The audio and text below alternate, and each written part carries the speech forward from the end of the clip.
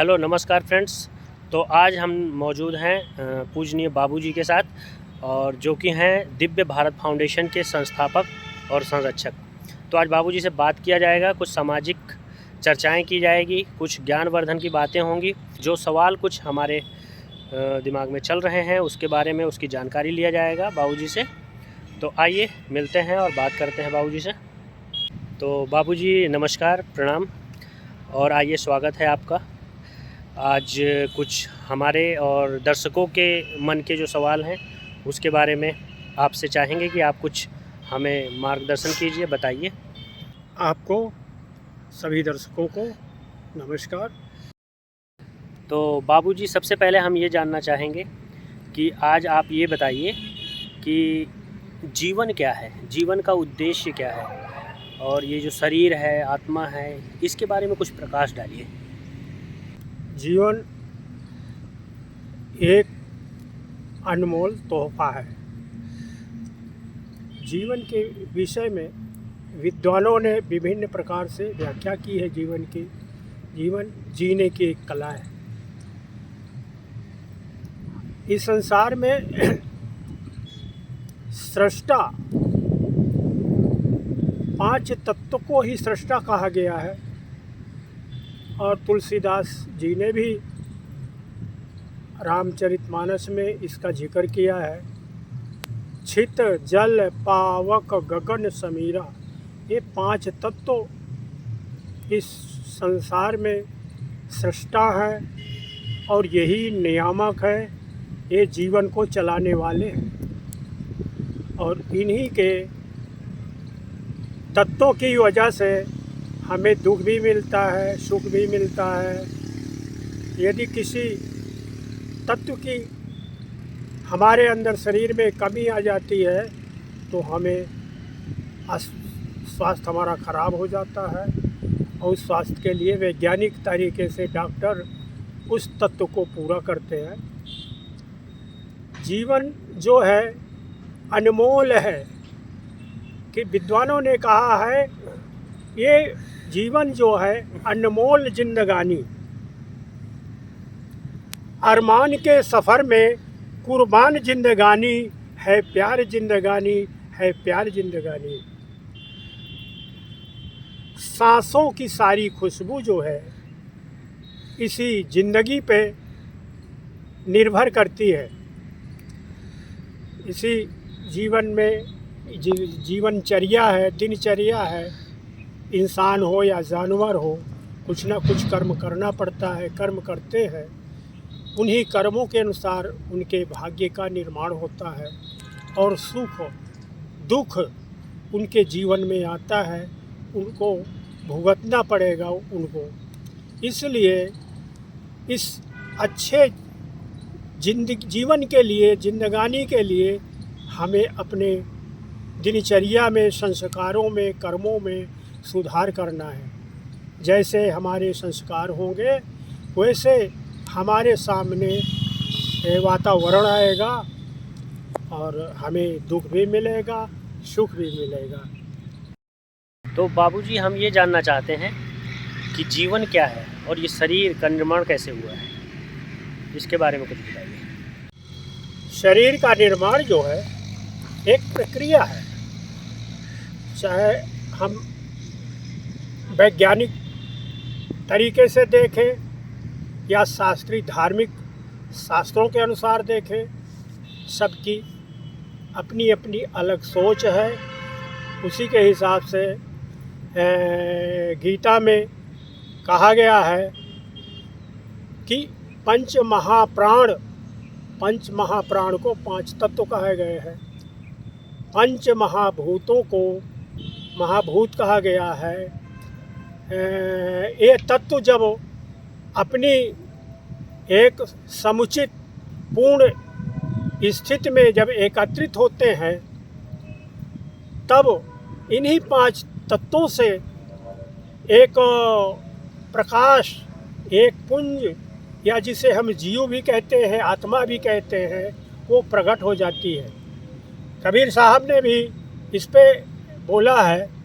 हमारे साहब कबीर और धर्मदास जी आपस में बात करते थे तो धर्मदास साहब ने अपने गुरुजी से, कबीर साहब से प्रश्न पूछा कि गुरुजी बताइए, कौन पवन घर साँच रे, कौन पवन घर साँच रे, कहा किया प्रकाश, नाद बिंद जब ना रहा, कहाँ रहा निवास। तो साहब कबीर बोलते हैं, इसका जवाब देते हैं कि जब ये शरीर का निर्माण ही नहीं हुआ था तो ये जीव कहाँ रहता था। इस धर्मदास साहब के प्रश्न का जवाब देते हैं कि हुलस पवन घर साँच रे, हुलस पवन घर साँच रे, पंचम किया प्रकाश, नादविंद, ये शरीर को बोलते हैं, नादविंद जब ना रहा तो तत्वय रहा निवास। इस शरीर को निर्माण करने के लिए जो पंच महाभूत हैं, 5 तत्व हैं, वो जब इकट्ठा होते हैं तो जीव अपने आप प्रकट हो जाता है। जैसे रेडियो में देखो, उसके सभी उपकरण, उस रेडियो के में जो उपकरण है जब अपनी समुचित अवस्था में एकत्रित होते हैं तो उनमें आवाज़ अपने आप प्रकट हो जाती है। उदाहरण के लिए हम टार्च को देखेंगे, उसमें बल्ब होता है, स्प्रिंग होती है, समझोगे नहीं, और उसमें कई पार्ट्स होते हैं। यदि कोई पार्ट्स की कमी है तो टार्च में प्रकाश नहीं आएगा, नहीं दिखाई देगा। ये आत्मा की तरह पंच तत्वों के द्वारा जैसे आत्मा प्रकट होती है, वैसे टार्च में भी उनके जब सभी उपकरण एकत्रित हो जाएंगे, समुचित व्यवस्था में किसी की कमी नहीं रहेगी, तो प्रकाश अपने आप प्रकट हो जाता है। तो उसी विषय का कबीर साहब बोलते हैं कि हुलस पवन घर साँच रे, पंचम किया प्रकाश। पंचम कहते हैं पंच महाभूत, पंच महाप्राण, पंच ये तत्वों को कहा गया है। तो ये तत्व जो हैं, जब कोई तत्व की कमी होती है तो शरीर नष्ट हो जाती है, और ये जीव निकल कर के कहाँ जाता है, ये उसको बनाने वाले जो उपकरण हैं, पंच महाभूत हैं, तो शरीर के नष्ट होने पर वो जो प्रकाश पुंज है, आत्मा कहिए, जीव कहिए, ब्रह्म कहिए, इन्हीं उसको शरीर को निर्माण करने वाले पंच महातत्वों में अलग अलग समाया हुआ होता है। और उसी का जो ये प्रकाश पुंज है, उसी को जीव कहते हैं। तो बाबूजी, आपने 5 तत्वों की बात की, तो हम ये जानना चाहेंगे कि 5 तत्व हैं क्या, ये 5 तत्व, उसके बारे में बताइए। जैसे पहले भी जिक्र हुआ है पंच महाभूत, ये पंच महाभूत को 5 तत्व कहे गए हैं। गोस्वामी जी ने इसी को अपने रामायण में चौपाई में लिखा है, छित, धरती, जल, पानी, पावक, अग्नि, गगन, आकाश, समीरा कहते हैं हवा को। ये 5 तत्व हैं। इसके अलावा भी विद्वानों के मत कोई 4 तत्व बताए गए हैं, जैनियों ने कुछ 6 तत्व बताए गए हैं, कोई 7 तत्व बताया गया है, लेकिन मेन मुख्य शास्त्रों में 5 तत्व माने गए हैं, जिससे हमारी शरीर की रचना हुई। इन्हीं 5 तत्वों के सम्मिश्रण से ये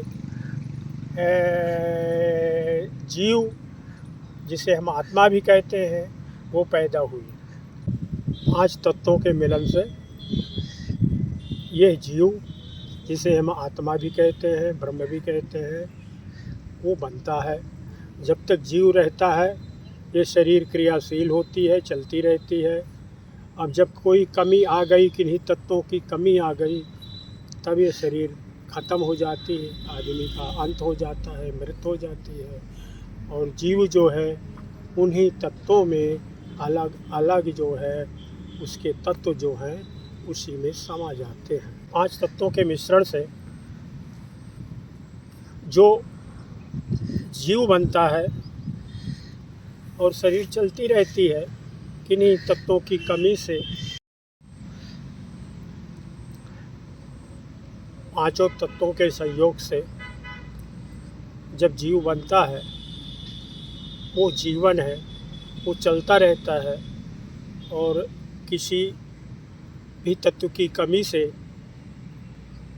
वो जीव प्रकट नहीं होता, लुप्त हो जाता है, मरता है कि नहीं मरता, ये तो विद्वानों के अलग अलग अपने अपने विचार हैं, अपने अपने मत हैं। कुछ धार्मिक शास्त्रों में लिखा है या गीता में लिखा है कि जीव शरीर मरने के बाद जीव त्याग करके दूसरे शरीर को धारण कर लेता है।